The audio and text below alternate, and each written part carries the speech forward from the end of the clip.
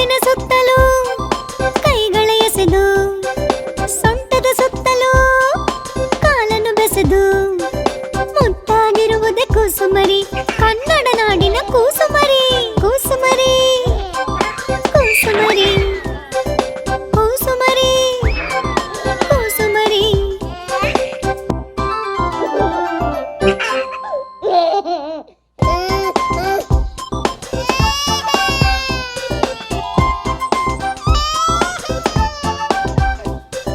ಕೂಸುಮರಿ ಕೂಸುಮರಿ ಕೂಸುಮರಿ ಕೂಸುಮರಿ. ಅಣ್ಣನ ಬೆನ್ನಿಗೆ ಮೈಯನ್ನು ಹೊಸೆದು, ಅಣ್ಣನು ನೆಗೆದರೆ ತಾನು ನೆಗೆದು,